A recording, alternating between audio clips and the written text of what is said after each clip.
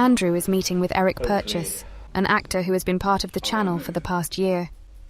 Andrew believes Eric needs guidance, but Eric doesn't know it yet. Right, I'm not allowed to welcome people. Got to be straight to the point. This is Eric. Long-term viewers will know Eric because he has, for the long term, been involved in what we're doing here, and he's come because he's seeking, help and advice with his, life generally, his career, his relationships, and who better to help him than me with my life, career, and relationships in such rude health. Eric, welcome. Good afternoon. How are you doing? It is afternoon. It is. Yeah, I'm as ever feeling pretty fantastic. So what I've done is I've come up with a few questions for Eric to answer. Difficult, hard hitting stuff. So hopefully you can cope with it. Number one, why are you acting? Well, I got into it when I was a lot younger. How young? Well, actually, I was about 6 years old, and my mum was in Coronation Street. Really? Yeah. Manchester. Yeah, my mum played a small role. She was a barmaid. She didn't have any lines, but she was in. Pull the pints. Yeah, she was in it for a few years, and they basically they asked around all the cast, and they said, "Oh, we need a small boy. Yeah. We need a little lad to come and help on the florist stall," because they had a big wedding. I think about 1997. There was a big wedding between two of the characters. It was a big deal. Ken Barlow. Yeah, and they had a big thing where there was a storyline where she had to go and literally just pick up the flowers, and there was a little boy there that was meant to pick out some posies, be very cute, and then that was you. That was me. My God, that was me. So yeah, they asked around. She brought me in. No other kids. And I was cute. I was very cute. Oh really? Yeah, cute then. And a little bowl cut. And they said, "We'll have him." Yeah. Did your mum do the bowl cut? Mum did the bowl cut, yeah. They didn't bowl pay cut. A lot actually then for the barmaid. I don't think you were roles. allowed to. The barmaid roles. Oh no, they could pay for that. You can't pay children very much. Yeah, I think I didn't see that money. I never saw that money, but I was there for 3 days, and I was only on set for about an hour. Anyway, that opened the door to me really. I did that small bit through my mum being on it. She wasn't on it much longer, and I actually she basically passed me the baton, and I went on to do. You didn't work behind the bar because you're too young. I was a child. Yeah. I was the florist. I pulled out a posy, and I said, would you like roses or poppies? Yeah. And then she says, "I've actually got an order for the wedding." And that was it. A little bit annoyed. Yeah, just like, "Would you like roses or poppies?" You should know. It was like, "I've actually got an order. Yeah. Where's the boss?" Yeah. And then I had to go back. You never see me again. No, because women on their wedding days can be very She uptight. was. This is the problem. She was acting, but even then, I mean, just kind of like very, very stressed. What's this boy? He doesn't know the order. I do remember it being very intense. Like I was only 7. I was very nervous. I'd never been on a set before. There was probably 150 people. They do it so quickly as well. They throw you in. They put me in they put me in this weird little apron, and I think Ken Barlow came over. He patted me on the back. He said, "Oh, well done, fella. Well done. First ever." And then I just went on to do a string of commercials until I then came back onto Coronation Street. Yeah. Almost 15 years later. Oh my God. As the young love interest of Tracy.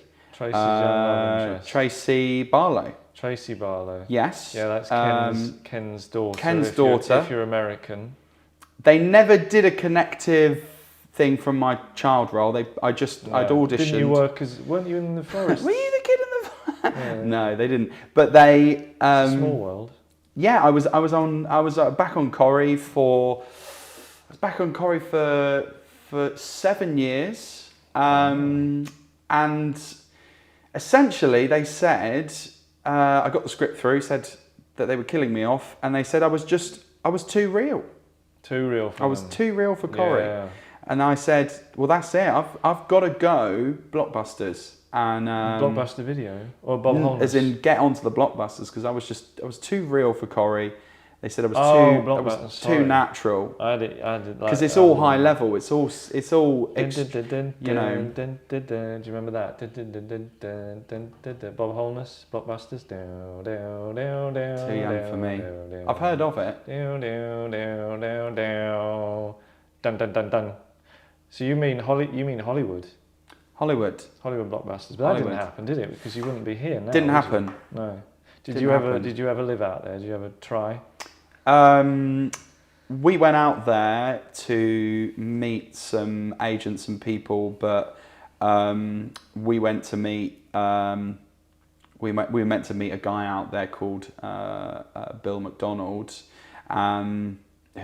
we were doing an email exchange back and forth, and when we got out there, he didn't exist. So it was all lies. Who'd been sending you emails? Just like some joker? It was just, joker? I think they just wanted money, and I was very naive at the time. This was about 7, 8 years ago. Did they get any money? Yeah, I think we sent, I can't really say, obviously, for the camera, but we did send them a large amount of money, because we were told that, we were told, my manager and me, we were told that we were going to get some castings for, dangerous, pretty big films. Pretty bad management though, because you've got to be all over that. Should have fired him. This day and age, you still haven't. Didn't know. No. Wow. Okay. No, stuck with him. Maybe he's improving. Yeah. But you do need to, and this goes for anybody looking for an acting career, not just in Hollywood, but in major places. You know them all. Don't trust anybody don't trust anybody who doesn't have an Instagram account. I don't have one, but I'm not really trying to be in that world.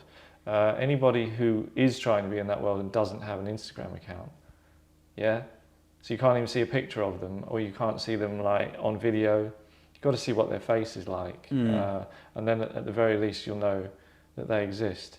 Well, that's interesting. So you were successful for a period, and then, tried things. I was very successful, actually. Yeah, it was exciting. It was exciting. I was on Hello magazine 4 times. On it. Once for my divorce. The other 3, I put on a lot of weight, and that was really exciting for people. The weight gain, not the weight. The weight gain. Off. I was on holiday, and they said stuff like, whale, whale, whale. Yeah. That was a big one. That's a good one. Actually, that reminds me of one of the best. From Rose Boy to Fat Boy. That was they remembered one of the best headlines I ever saw was there was that fat bird on Emmerdale, right? And they got a picture of her on holiday. Yeah, the farmer woman. And the headline they used was Emma Whale. Okay, and the person who wrote that then went on to be like the soap person on This Morning, who would then have to kind of renounce such behaviour because you're not allowed to be that mean to people anymore. Yeah. But it's apparently you are able to renounce that sort of behaviour if you're a certain type of person. So and at the time, it was it was fun. I thought it was funny. So, and they gave me money for the pictures because I so you posed a bit. Yeah. I don't know if that paid for the holidays. These are the little things that go on behind the scenes that the public don't know about. So Emma Whale girl, she probably asked them to be said, there. Look, I can't deny it. I'm big. I'll wear a swimsuit. It's probably still too small for me. Take a picture. That'll be $5,000. There was a photo of me eating a ham sandwich on Brighton Pier, and he got the photo where the mayonnaise dripped right all over my chest hair. I was in pink Speedos. Yeah. I drove him there. Wow, okay. But he gave me the pink Speedos and the sandwich. But you only got, but only Brighton though, because you could have, why not like Spain? You could have got more money. At the time, I was I was going through a tricky divorce, and so I needed some funds, and so that was the way we did those. Yeah. You know. Trouble with divorces is you've also got to be on hand. You can't actually travel very far because they might try and change the locks or something if you're away for any amount of time. Can't trust them. Funny with hindsight, you should never have trusted them in the first place. That's what we said. Another question: how much has being on this channel, YouTube channel, enriched your life?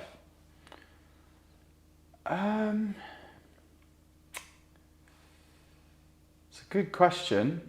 I've never seen it. I've never seen the show. Yeah. I've never watched it, but I tell you what I did have. I was at Christmas. I had an auntie. She said she'd watched it. She said it was brilliant. Yeah. She said very funny. You're going for the aunties. She was like, loved. I've watched every episode where you've been in it. Yeah. Supportive. Very supportive. But very honest. She would tell me if, she put that on her social media every week. And I actually, because she put it on her Facebook, she had a family friend who saw that. 2 views. She commented, she got in touch with me, and we went for dinner. Your aunt's family friend? Yeah, family friend of my aunt. Younger? A little bit younger. Like halfway?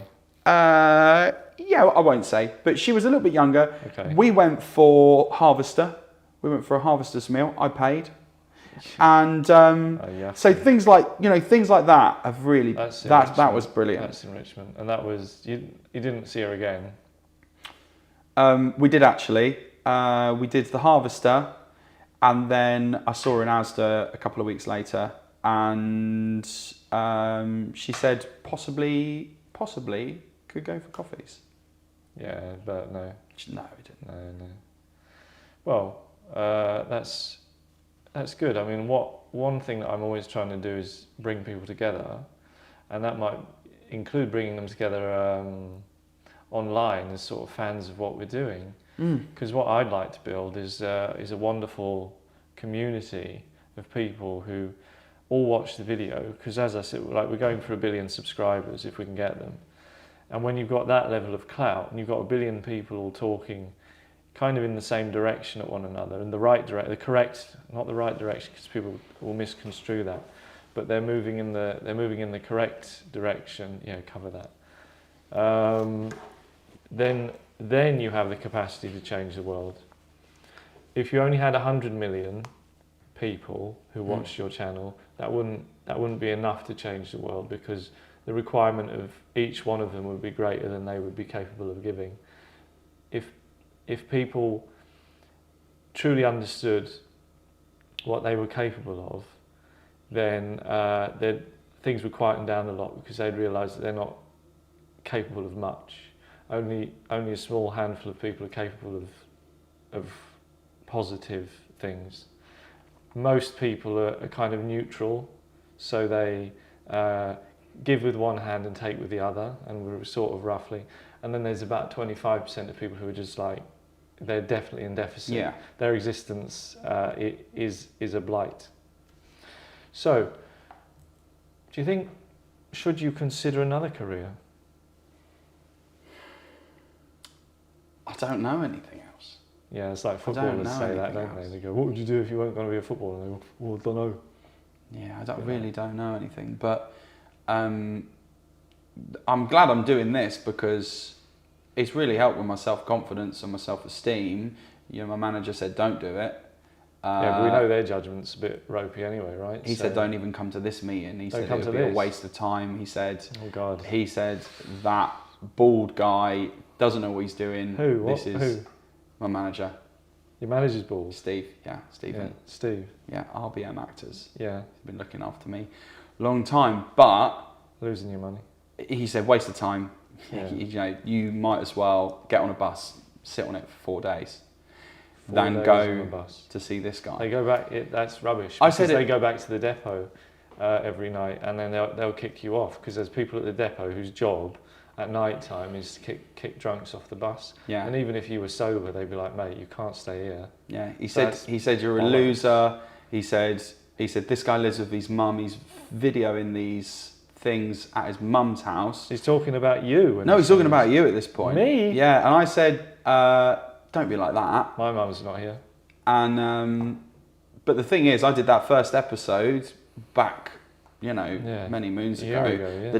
The week after you put that on YouTube, I actually got a phone call with a job offer. He's jealous. And I don't think he'd like to admit that had something to do with it.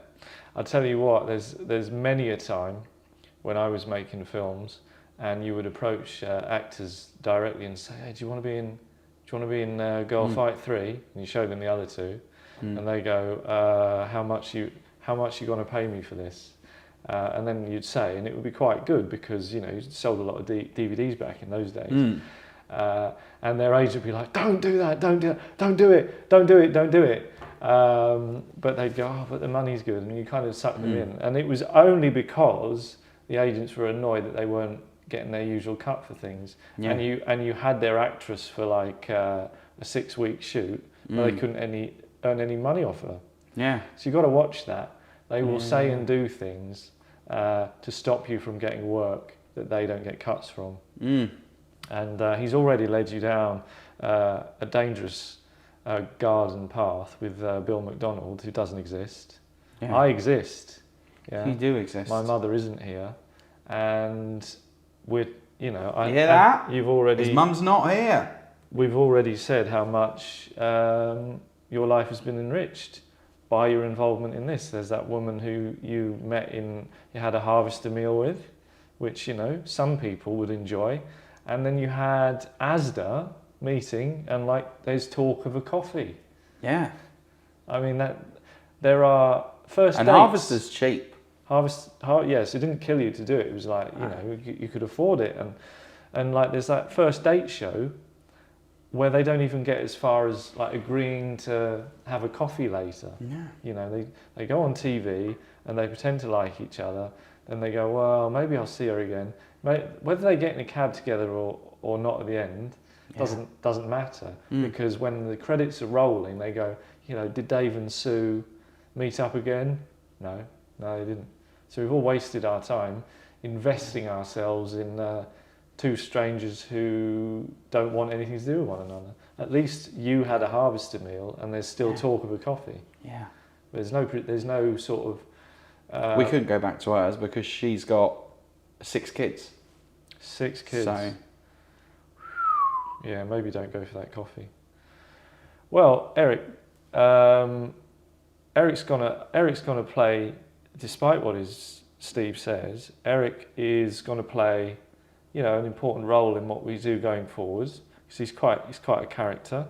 He's got things to say, and that's what we want on this channel. We want to say things, and we want you to listen to them. And if you don't like that, watch something else. But you're going to be a bloody outcast, right? Because when we've got 1 billion subscribers, that takes away, because I know there's 8 billion people, so you go, oh, well, I'd still be in the majority. But you wouldn't really, because most of those people speak other languages, or they live in countries that don't have proper internet. So, you would be like an outcast. All your friends would be like, oh, you subscribe to this? Oh, no, I didn't like it. And you'd be like, what? I don't like you. And you're, socially damaged by not getting yourself involved. So if that's not a reason to subscribe, social, outcast, if that's not a reason to subscribe to this channel, I don't know what is. Thank you, Eric. And if you're still here at the end, thank you for that, because you've shown kind of loyalty is dying out in society. Thanks, mate. Thanks for having me. All right, yeah. Yeah, on both cameras.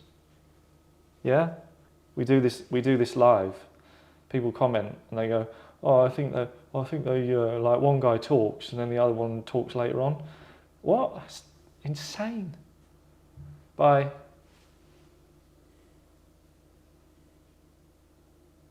I'm definitely not getting paid for this.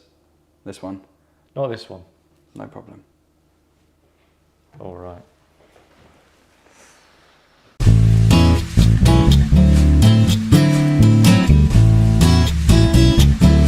Gosh, that was some really good quality entertainment, wasn't it? Your life has been improved and it didn't cost you a penny. But you must still pay. Subscribe to the channel or you will meet with a revenge so swift and crushing that you'll barely even notice it. Don't believe me? It might have already happened and you can't tell.